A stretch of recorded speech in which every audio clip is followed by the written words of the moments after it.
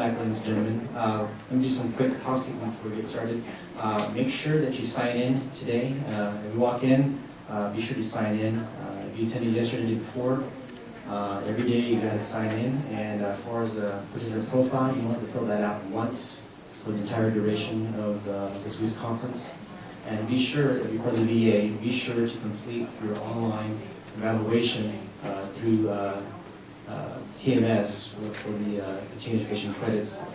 You don't have to do it the day of, but make sure you do it promptly next week because the link will be deleted a couple of days after the conference. So make sure you get that done as soon as possible because we want you to get your credits. So our next speaker is going to be Roxanne Stryker, talking about health lit and diabetes. And here she is. Come on down. Okay. Thank you. Thank you. I just love being the speaker after lunch, especially a high-carb lunch like we just had. One thing, my name is Roxanne Stryker. I'm fairly new to South Texas VA. I moved here last August. My husband and I moved down on our 40th wedding anniversary, so that was our present. And so I've been here since then. I'm working here at Audie Murphy, and I work as a diabetes educator. I am working in the Weight and Metabolic Disorders Treatment Center. So that's my role here. I work with another diabetes educator, Barbara Waltz, who will be speaking right after me. So I'm going to talk about diabetes elderly and the diabetes education in the elderly population. One thing I've noticed that's kind of hitting home a little bit is they keep talking about elderly as over 60. You know, when you're 59 and a half, that's kind of getting too close to home, right? So we might be part of this. Some of us in here might be part of the statistics. So I want to do just a quick review, not as thorough as what's done this morning, about epidemiology and pathophysiology of diabetes in the elderly. We're going to look at some of the current guidelines for treating elderly persons with diabetes, and then develop individualized plan for education based on the person with diabetes and their family caregiver desires and their ability to manage. So first off, we already saw this morning that the prevalence of diabetes among U.S. adults 65 and older is greater than 25%, nearing 30%. The other significant statistic is that that's projected to increase 4.5-fold compared to 3-fold for the general population. So the elderly population, diabetes incident is going to increase more and more. One of the things with diabetes, the older diabetic patient has the highest rates of lower extremity amputations, myocardial infarctions, vision loss, renal complications. All those comorbidities that go along with diabetes are much higher in this population group. And so that would lead me to believe that ignoring it is not really the answer either, because we certainly want to look at quality of life. So in the pathophysiology, it was mentioned already that, you know, remember Dr. Musi, first speaker, Dr. Musi's slide where he showed the normal glucose and the normal insulin from young persons, and that you saw how their glucose would begin to rise and their insulin would rise right with it, you know, coincide time for time, very close. Then we saw that the persons with the older adults had very similar responses, just a little bit slower. The older adults with normal glucose levels had the same response, just a little slower. But what you may not have noticed, and what I picked up on right away, is that in the persons who had impaired fasting glucose, what I noticed is that when they ingested the glucose, that their insulin response was delayed. And it ended up coming out about after the glucose was out of their system, about 2 to 3 hours later. And that is why, just an FYI, there are some people with early stage diabetes who will end up with hypoglycemia 3 hours postprandial. And that's the insulin dysregulation. So even if you're not on meds, that can happen. And I don't think a lot of people are always aware of that, but just to know that, insulin, that delayed insulin response is working after the glucose is already out of the system. And you can end up with hypoglycemia. Now, just an FYI, if you have patients who tell you this, one of the reasons for that is things like pancakes with syrup, cold cereal for breakfast, all those simple high-carb meals that quickly turn into glucose. Then your pancreas finally gets the message, the insulin comes out too much, but it's too late. And so you end up with postprandial hypoglycemia about 3 hours after a meal. And that's that dysregulation. So if that happens, the number one advice to give people is to avoid, don't eat donuts for breakfast, okay? Eating those 2 eggs and a piece of toast is going to be a much better choice because you won't get that extreme insulin response when you eat like that. So just FYI on that. The incidence of diabetes increases with age. Until about the age 65, at that point the incidence kind of levels off, if you would. So most people who are going to be diagnosed with diabetes are going to be in the 50 to 65 range. And if you make it that long without it, your chances of getting it will be less, okay? It kind of levels off after that. And then clinical characteristics of those with long-standing diabetes versus those with recent diagnosis varies greatly. So what we found is that the longer you've had diabetes, the greater your risk for complications, and possibly that will be one consideration as to do we need to treat intently or not if it's not going to make any difference anymore anyhow. Whereas if you've been recently diagnosed, we find that the more aggressive, or if to get optimal glycemic control, the more aggressive, the better the results will be for the patient. And so we can look at that. So these current guidelines are based on, these are not evidence-based. We looked at epidemiology and evidence-based, and one of the things I discovered in doing research for this topic today is that there is very little research that is done on people who are 65 and older. A lot of our research is, we take them 18 to 65 with, that's the #1 inclusion criteria, and yet up to 30% of people with diabetes are over 65. 30% of those 65 and older will have diabetes. So it's kind of a catch-22 as to what to recommend because we don't really have a lot of research to back that up at this point. And so the recommendations or guidelines that I'm giving you today actually come from a consensus report that was done between the American Diabetes Association and I have to read this, Journal of the American Geriatric Society. So it was the American Geriatric Society and the American Diabetes Association looked at evidence that was out there for younger persons with diabetes and kind of came up with these following guidelines. Now, as I said, they are not based on evidence-based practice because there is not enough research to show that. So here's the current guidelines. We do want to screen older adults for both prediabetes and diabetes according to the American Diabetes Association recommendations, which were already talked about this morning.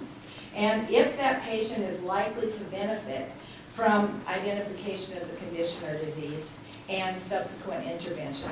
So, like we mentioned, I have someone who's dying of cancer in 6 months and they have prediabetes, who cares? There's nothing we can do that's going to make a difference.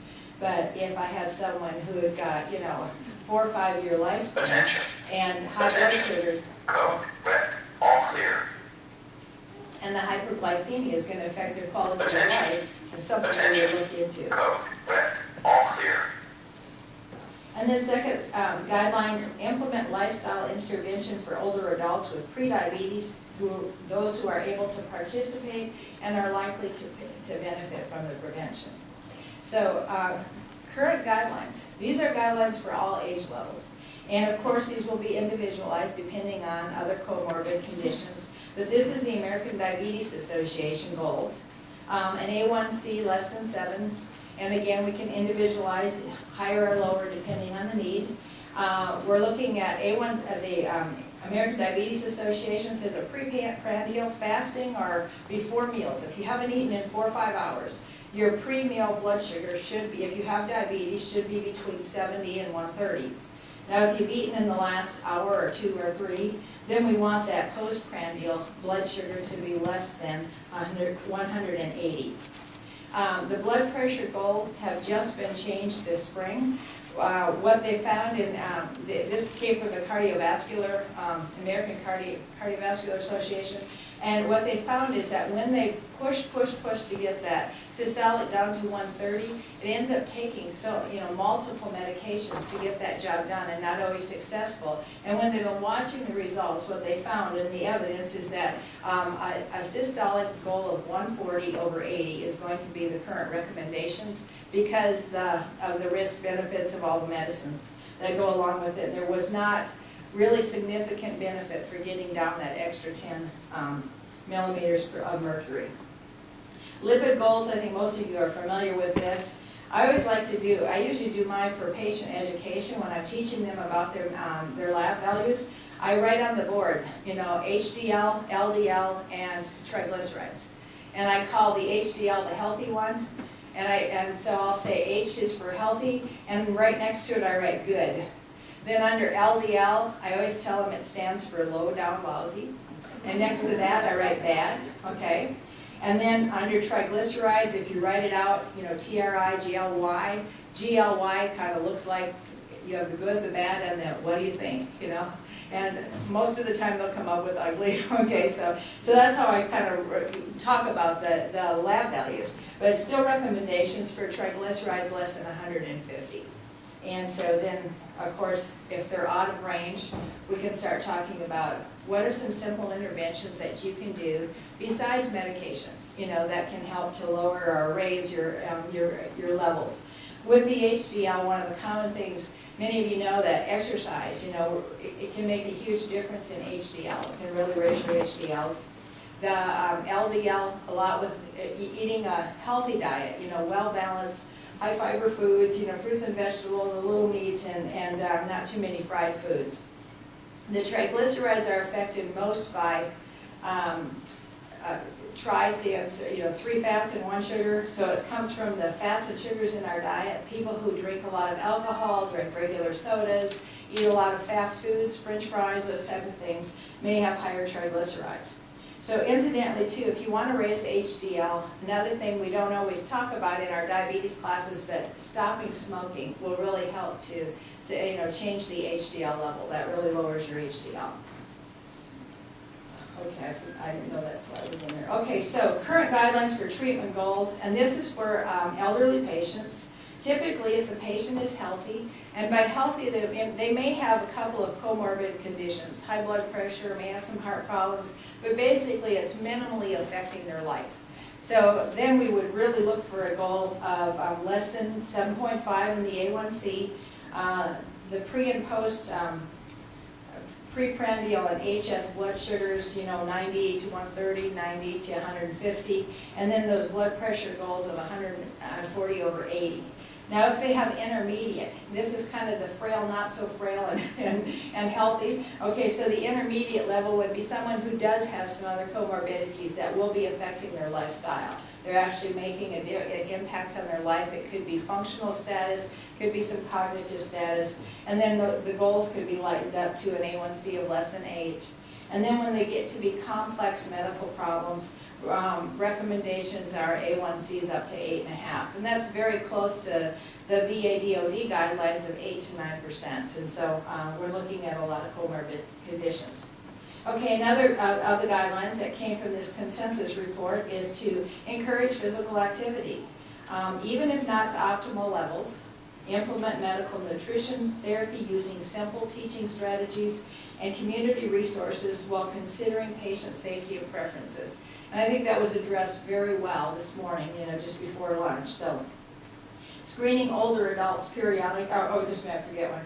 Diabetes self-management education and training in older adults should take into account sensory deficits, cognitive impairment, and different learning styles and teaching strategies should include caregivers.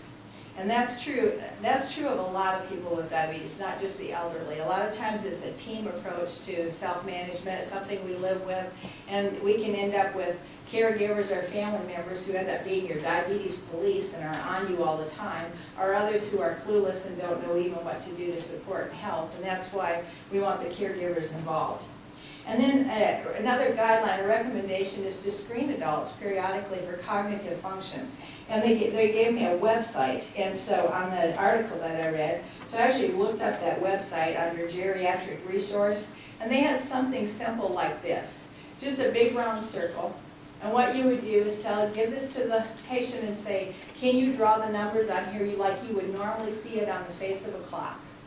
And once they draw the numbers in, then you ask them to put in the hands so that they would show 1120 or whatever it is you want. And then if they're able to do that, that would be kind of just a simple cognitive assessment test. So that's a sample of what was found on that website. Other considerations in developing your education plan for people with diabetes is the duration of diabetes. And I mentioned already, the shorter the duration, the greater the benefit from term tight glycemic control is TGC. I've kind of changed that to O for optimal glycemic control, because tight sounds like there's no variation, but optimal is kind of looking at what's, just gives you a little bit more variation. So comorbidities and geriatric syndromes, those were mentioned this morning, all the polypharmacy, cognitive functional dysfunction, all of those should be taken into consideration. And then the final and I think the most important one is, what does the person with diabetes and the family or caregivers want? One of the things I think I could be really want us to be cautious about is to determining what's best for that person without finding out what the person's desires are. This morning when they brought up this man who was dying of cancer and had our lung disease and had all these comorbidities, but or the mother who had the A1C of 6.1. Sometimes that can be something that you have to look at and address. Is it too much intervention, or is it something that the family wants? It's like the one thing they still have control over. Did it hurt that woman to be at 6.1? It really didn't. Did she need to be at 6.1? No, she did not. And so that's where I think it's real important to incorporate family caregivers in with the decision making. Treatment of type 2 diabetes requires glycemic control of basal and mealtime, hyperglycemia. And I like this picture right here. I like to show this to people because sometimes, especially if you end up having to treat them with different medications or different insulins or anything, they'll say, I check my blood sugar and it always runs 110 to 130, and they have no clue that it's running 110 to 130 before meals, but after meals it's going up to 220. And so this is just, I think I call it a mountain picture, but just kind of a nice little picture. If you look down here, you kind of see this is what normal blood sugars look like. And when you have diabetes, you can end up with that postprandial hyperglycemia with the higher levels that can go. And so this can be just a good teaching tool. And that's one of the things we're learning with the diabetes is that we want to have simple teaching tools. We want to have pictures, graphs, analogies, things that will help people to understand better. So I think this can be very helpful. And I'll talk about this a little bit more when I talk about some other things. So for example, if the light gray in this picture, now this doesn't look like a simple teaching tool, so you have to explain it, but the light gray in this picture is that normal insulin. This is what your pancreas would normally be doing if it were working well. So if you have a person with diabetes, and especially if they have comorbid conditions, and we notice that all the oral agents are not always the best choice when you have other things going on, let's say that we wanted to put them on a once-a-day basal insulin. I like to use this picture, even though I don't have all of these insulins listed here. I just have the 2 insulins that we use here at the VA, but I put them all on here for this presentation. But this basal insulin that mimics what your pancreas would be doing if it were working well would be Lantus or Levemir. These insulins last 18 to 24 hours.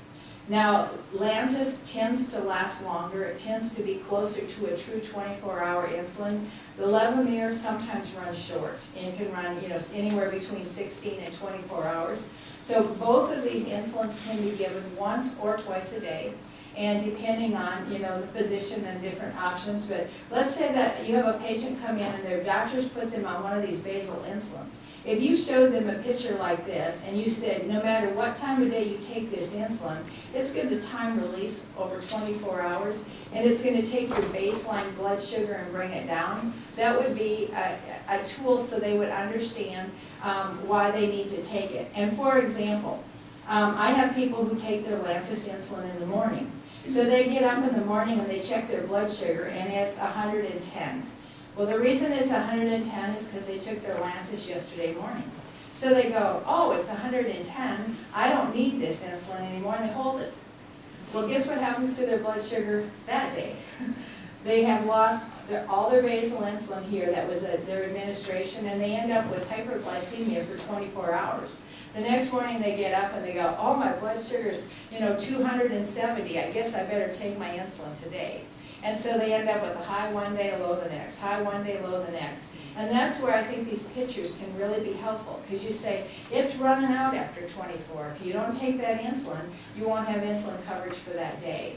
And another thing that I like to talk to people about is whatever our goal is for our glycemic goals. If we want it to be 150 for an older patient with other comorbidities, or if we wanted it to be 80 to 120 for a healthy elderly patient, one of the ways we can tell how our basal insulin's working is by looking at the fasting glucose. And so if your fasting glucose is in the target range, you've got your basal insulin dose correct. And so that's kind of why I put these pictures up here, because I think that those can be very helpful when talking to patients about their diabetes. One other thing I'll just mention here is that many of us, and me included, before I went into diabetes ed, I did not understand at all how my pancreas normally makes insulin and why. But we've talked about hepatic glucose output this morning, and we talked about insulin production. And those two run hand in hand. And so for most of us, whether we're eating or whether we're not eating, our liver is putting out glucose 24 hours a day, because we have to have some in our system. It's what keeps us from dropping too low if we don't eat for hours or days at a time. And so we have this continual hepatic glucose output, so consequently, we need to have a little bit of insulin all the time. So this is just mimicking what the pancreas would do if it were working well. And those can be real good teaching points for the patients too, so they can understand, especially if they have to go on insulin, because this, to me, insulin can be so dangerous if not given correctly. If given correctly, it's one of the best medicines, because you can adjust it up or down a little. It doesn't tend to have side effects like some of the other oral agents do. And so this can be a really good teaching tool. We mentioned earlier that this morning that the one patient was getting a sliding scale pre-meal, and it was of Novolog. The fast-acting insulins that are on the market today are Aspart or Novolog, Lispro or Humalog, and Glulisine or Apidra. And these are insulins that, if you notice the yellow line, they start working in 5 to 10 minutes. They're out of the system in 3 to 4 hours. When you eat, your glucose starts getting into your bloodstream in 5 to 10 minutes, and it's out of the system in 4 to 5 hours, or 6 if you have a high-fat meal, somewhere in that range for most people. So you can see how these very closely mimic what your pancreas would do if it were working well. But in order for a patient to know the importance of timing of this insulin, if I show them this picture, I have another picture, I didn't bring it here, but I took this very same picture and I moved this yellow thing over to here. And so it shows I went out to eat, I didn't have my insulin with me, but when I got home I checked my sugar and it was 350, and so I took my insulin then. And guess what? That's it's too little too late. It does not work that way. So seeing the importance of timing of insulin, these fast-acting insulins need to be given within 15 minutes of the meal. And so this is real important, and I think the pictures can be very helpful in teaching patients. This is not my slides. Half of them are missing. Uh-oh. I was thinking that it wasn't going in the right direction. These are the ones I sent before I went on vacation. I've got about half of them missing here. That's all we've got. I sent the other ones PDF form. Can we look a minute? I'm sorry, I'll keep talking though. Because I was thinking this didn't feel like it was going exactly right, but I was going on vacation. I'll just give them a break, and they had to have that PowerPoint. And I didn't know it ahead of time, so I said I'll give it to you when I get back home. And there should be one called a PDF format.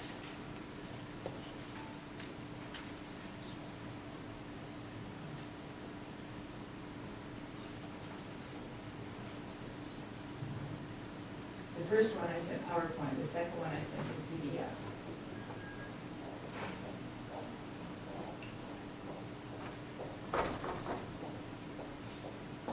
Yes, Stryker.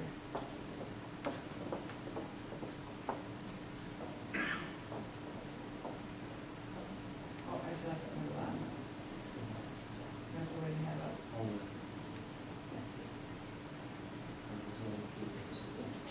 Oh, okay.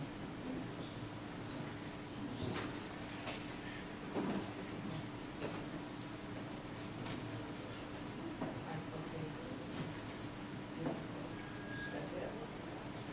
Okay. Well, half my slides are missing. I'm so sorry. I'm going to have to wing it, so we'll see how good I am at thinking on my feet. Good thing I just reviewed. So we're looking at these different issues with diabetes education in the elderly. So this kind of was my preview, was all the epidemiology and things to kind of consider. When we're making an education plan for persons with diabetes, the number one thing I think we need to look at is what the person wants. You know, what's their desires and goals, and kind of go from there. For example, I come from a family where my grandmother lived to be 103 and a half. The week that she died, she lived at home by herself, and she baked her own bread the week she died. So when you start saying they're 85 years old, well, that would have given my grandma another 20 years almost, you know. So that's why I think the individualization becomes so important. So when we're looking at diabetes education in this elderly population, what we find is when you're assessing functional status, cognitive status, it's real important to have the caregivers there.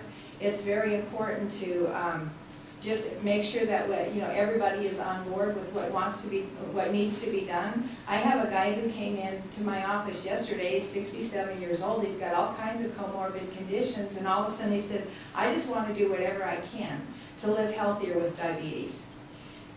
Is there any way I can get on on the Windows one here, because I can pull it up from here You mean your... with my projector? Is there any way I could do that? If I could use this computer, would that upset the apple cart too much? Well, I know, but there will I have a V drive on here, so I can do that. If I can get that to go on the screen. I'm so sorry. Let me just see if it's on there a minute, okay?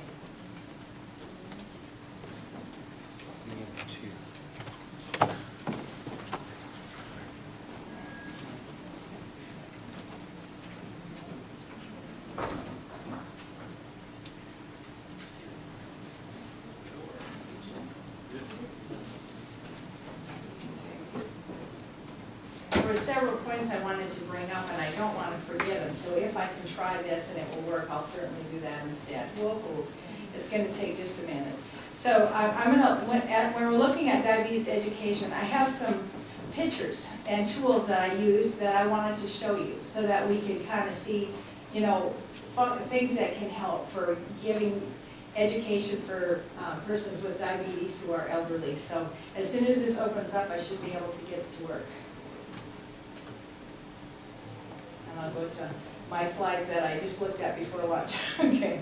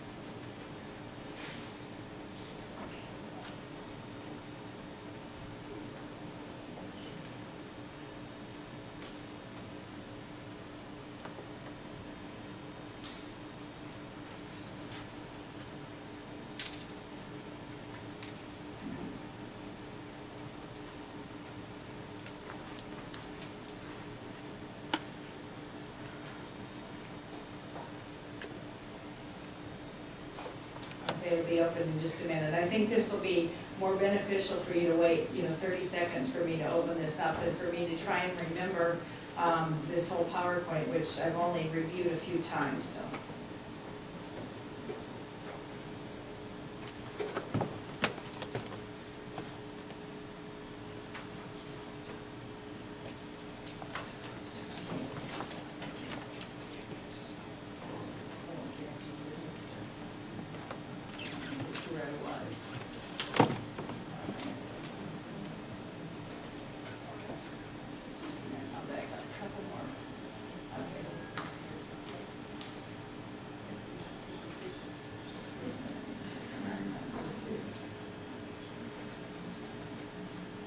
All right, we'll go from here. Thank you for waiting.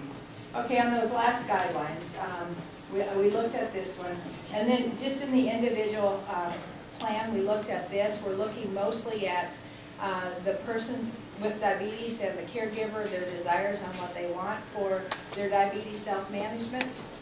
And then some unique needs that may be evident in elderly persons. We may need to account for their possible impairment in vision, hearing, cognition, or functional or physical status. And care partners should be involved. That's increasing likelihood of success in self-care behaviors.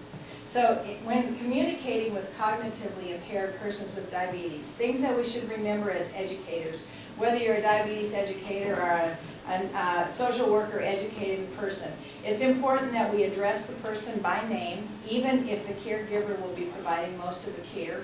It's important that we speak in simple terms, that we use signals that aid memory, verbal analogies, hands-on experience, demos, models, things like that, and use strategies such as sequence visits where we build on the information. So I think verbal analogies can be very, very important. I'll talk a little bit how I use the analogy of insulin's the key that opens up the door to the cell. I know other analogies that I've heard Barbara Walsh use. Patients will go to bed at night with a whole big Jethro bowl of cereal and milk before they go to bed.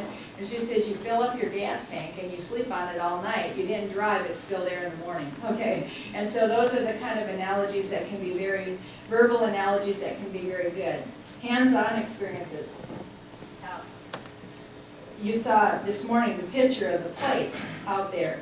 Well, something that helps, I'll show the people, I'll go like this and say, look at this size plate. Does this look like a normal plate? Do you know that in all my antique china, this is the size of the dinner plates? Okay, so that kind of looks at portion right there. The pictures are here of that 1/4 protein, 1/4 starch, and 1/2 in the vegetables. What I find is helpful too is to take the food models and the 3D and actually lay them on this plate, and somehow it shows up and looks better. You can kind of get more of a feel for how much food that would be if you could lay these on a plate. So that hands-on experience. And when we're talking about people with diabetes and if they're wanting to, kind of stay with some consistent carbs, rather than knowing that, one serving is 15 grams and all those things, you can just say, if it fits in your hand like this, that's a serving, okay? So if I come in with an apple this big, is that a serving? No, it's not. So this is an orange, a serving of a fruit serving, half a banana. The whole banana doesn't fit in your hand, is one fruit serving. If you're looking at milk, if I show you this is a glass of milk. If you have all 16 and 20 ounce glasses in your house, you're not going to recognize a glass of milk as 8 ounces unless you see it. And I heard somebody talk about that juice that's good for you. Do you know if you go to McDonald's for juice in the morning, you get 16 ounces of orange juice. And we're looking at 4. So if you have, this is a 4 ounce glass of juice. You don't even find juice glasses around anymore, but this is that's what warps our idea of what normal portions are. And so having those food models, demos, can really, really be helpful. And when we're looking at starchy foods, whether it's a rice, potatoes, beans, whatever it is, it should fit in the palm of the hand. So like 1 scoop, if you're talking in simple terms, this would be a serving of starch. So you don't have to know that it's, a third of a cup of rice and a half a cup of noodles and a half a cup of potatoes. If you just know that, if you can eye it in, if it fits in my hand like this, it's going to be a serving size. So those would be simple terms. So if I came to a person who was interested in managing their diabetes well, and I said, use your hand. If it fits in your hand, that's one serving, and you can have 3 servings per meal. Then kind of go through that. It can make a difference. So another strategy that can be helpful is to use sequenced visits.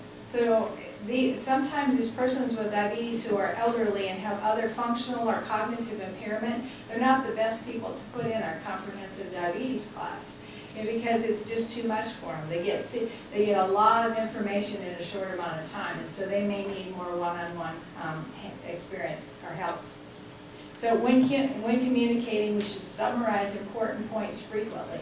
So decide what you think is important. If we're really emphasizing the diet, and I say over and over again, if you just kind of keep this plate and put a couple serving, have a fourth of it be starch and have a fourth of it, and repeat that. Just summarize that frequently as a simple point that you're going to be bringing across. Focusing on one skill at a time. You can teach tasks from simple to complex. That's how we all learn, if we're cognitively impaired or not. And then provide easy-to-read handouts. So even in the absence of cognitive impairment, we should consider that many patients have low health literacy and numeracy skills. So, and oftentimes they're overwhelmed by the multiple diagnoses, comorbidities that are going on. So just, we have to really assess and see what our patient is able to hear. So I have some sample education tools that I like to show you, and just, I call them the basics, okay? So if I was teaching you about diabetes, I don't read all those words on there, I just look at the pictures, okay? So if I was teaching you about diabetes, what I would tell you is this. Whenever you eat food, any foods that have carbohydrates in them will get broken down into your stomach by a simple form of sugar called glucose.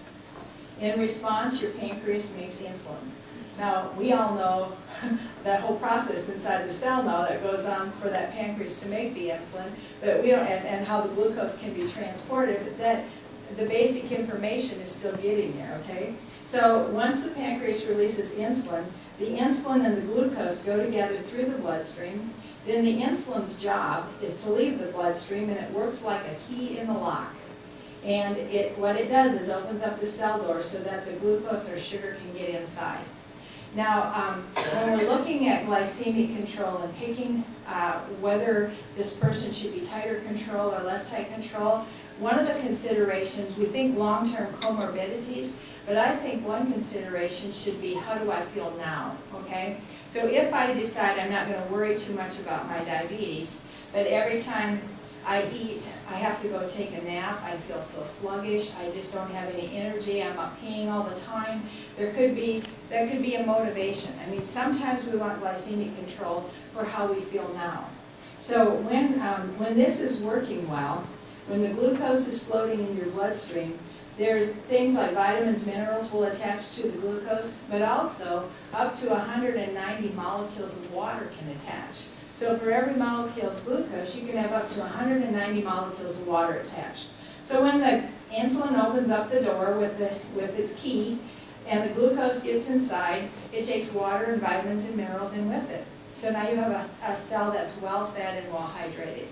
And so just talking about the benefits of glycemic control right here can help the person decide how much they're willing or able to do to keep their blood sugars in good control.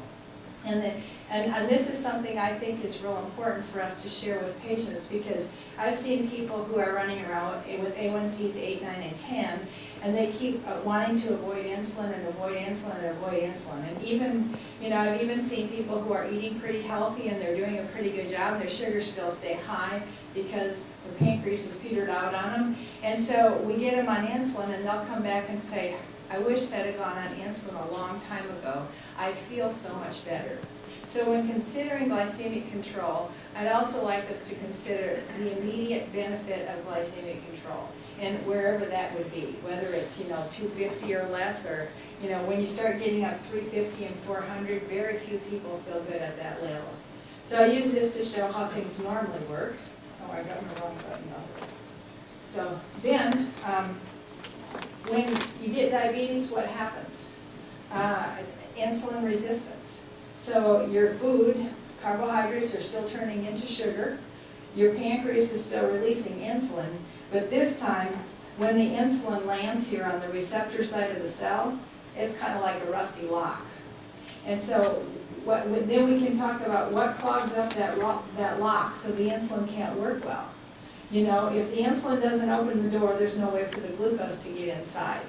If you end up with all this glucose in your bloodstream, you feel tired, you feel hungry, you feel thirsty, you have to run to the bathroom all the time, and so you don't always feel the best.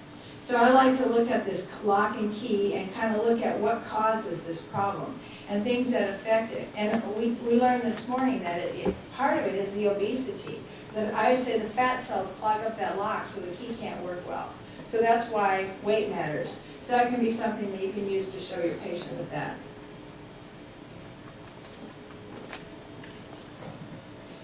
This is another sample education tool. It's very simple. I use this when I teach about prediabetes. Because people go, well, I got prediabetes, big deal, it's it's not really the real thing. And so what I found here is that this simple slide is showing that insulin resistance begins years before you ever develop diabetes. During that time, your pancreas ends up making up to 80% more. I learned this morning, I didn't know how much it was before, but up to 80% more insulin.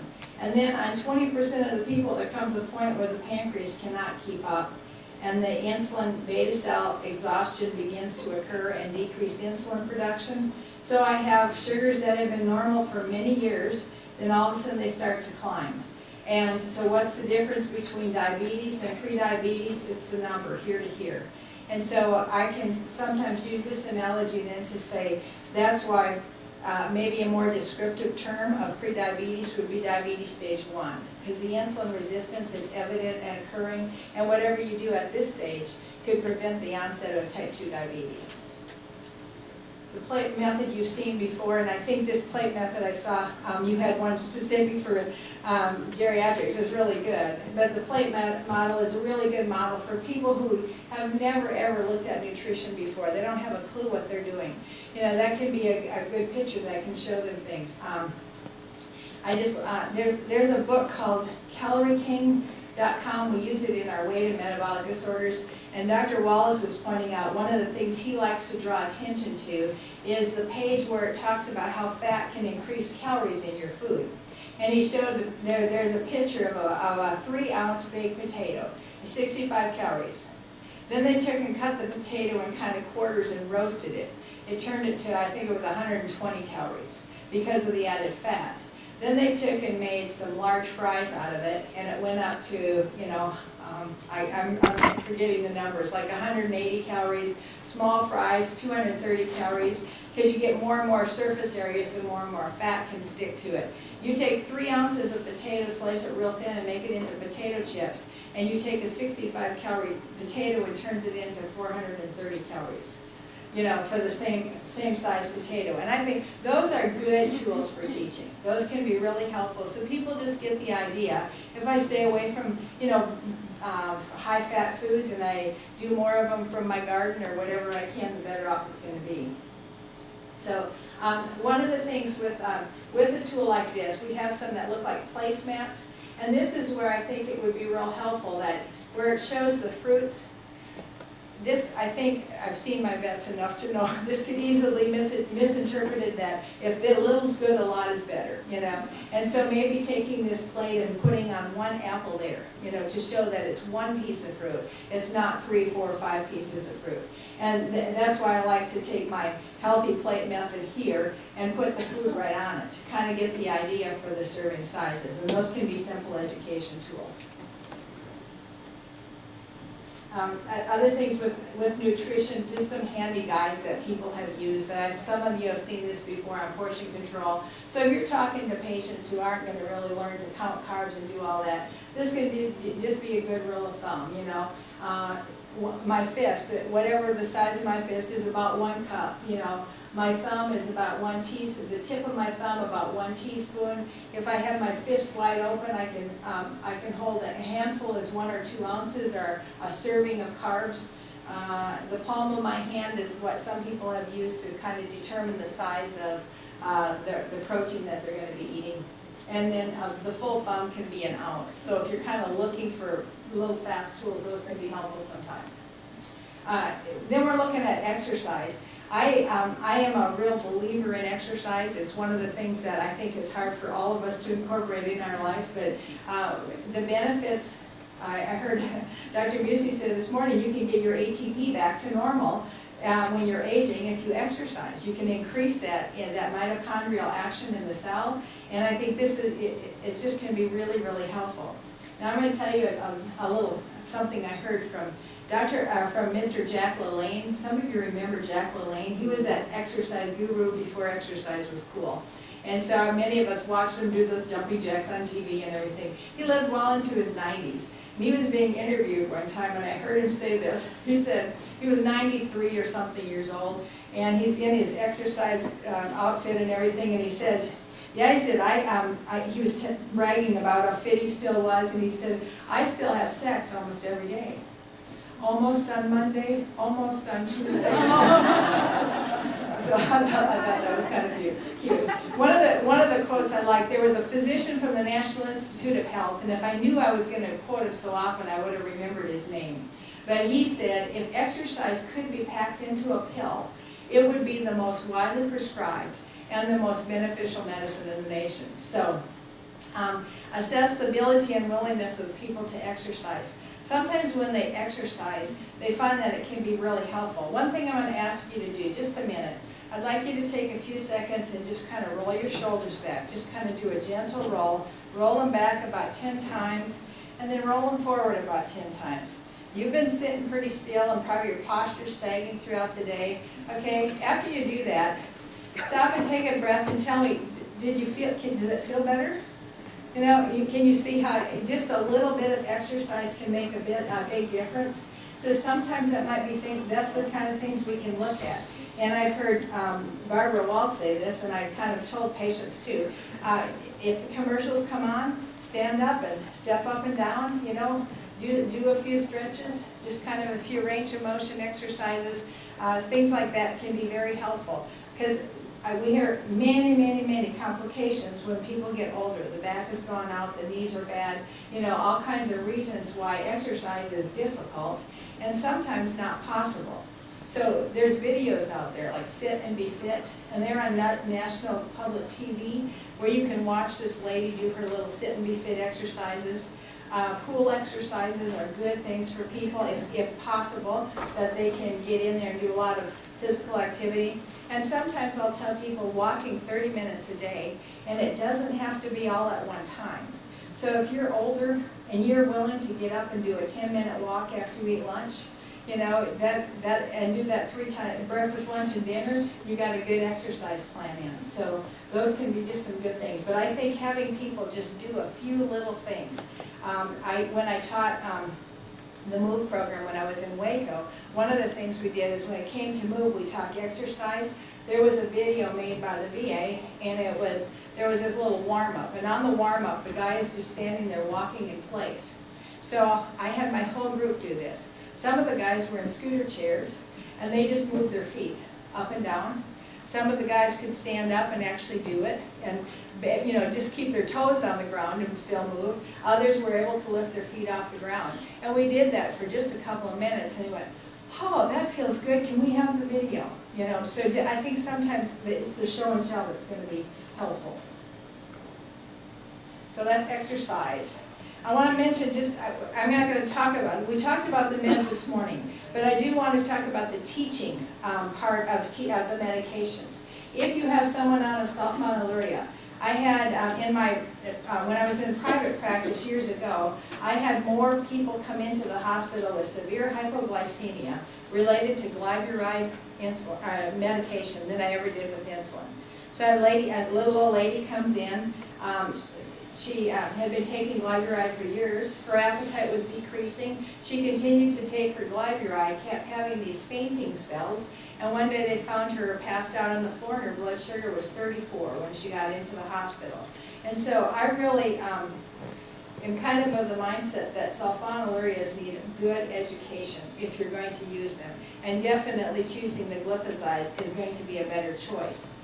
With this particular lady, what we did is we stopped her glyburide and gave her a meglitidine. Now, we didn't mention those this morning, but meglitinides are short-acting insulins. They're Starlex or Prandin are the generic or brand names for them, and what are short-acting secretagogues. So what they do is they start working in about 10 minutes to 30 minutes. They last about 3-4 hours, and then they're out of your system. So they're very short-acting. So this particular lady, we sent her home with that. Starlex, I think, is the one we gave her. And when we sent her home with that, then we just told her, if you eat, you take it. If you don't eat, you don't take it. So that way she could get that insulin secretion with the meals as needed. So that's a big thing with the sulfonylurea, is to educate, to make sure they understand the risk for hypoglycemia. And then metformin, one of my favorite teaching tools, because everybody's on metformin, I always talk about how when you get diabetes, the liver puts out too much sugar. It's dumping sugar, it's like a leaky faucet, dripping sugar in your bloodstream, even though your blood sugar is already high. So with the metformin, it's like putting a washer on your leaky faucet.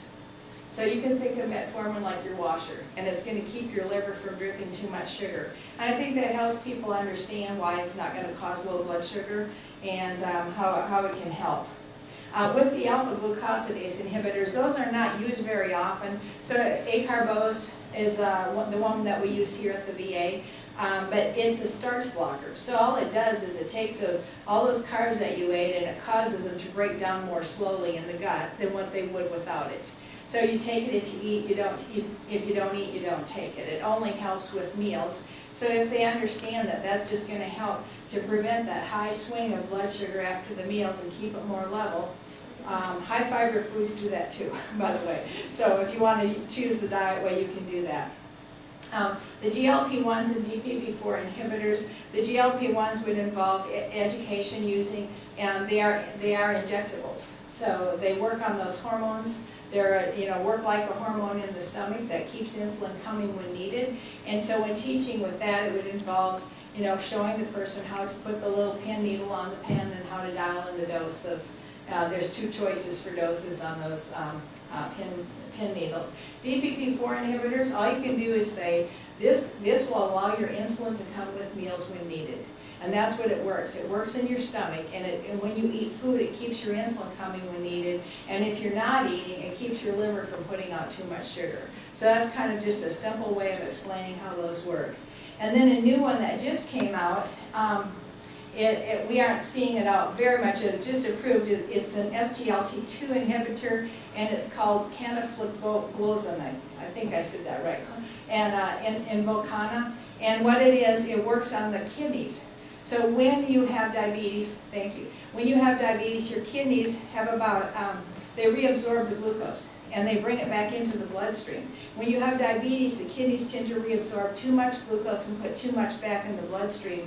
And this SGLT2 inhibitor is blocking the reabsorption of glucose from the kidneys. And it actually allows the glucose to go out the kidneys, and thereby lowering blood sugar, and possible weight loss could be associated with that too. I believe that Dr. DeFranzo is one of the initial persons involved in getting this FDA approval. So he's one of our own UT Health Science Center physicians. Okay, I already talked about this because I did, but this is kind of a picture that I use to show patients what's normal. What does normal look like? I've got insulin, the top picture, I've got insulin coming in my bloodstream all the time. Why do I need that? Why is those of you who don't have diabetes, why is your pancreas putting out a unit of insulin an hour?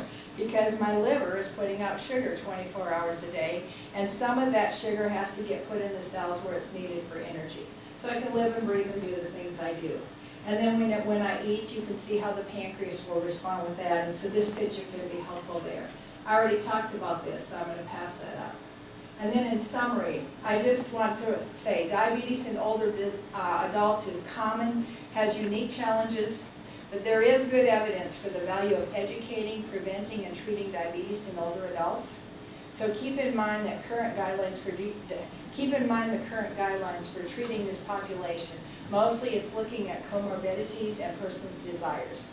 So individualizing education in older adults based on their personal preference and treatment goals is our optimal outcomes we should look for. And then those are my references. So thanks for putting up with all my, I'm so glad you let me pull that up because there's no way I could have remembered all that in my head. So any questions or comments?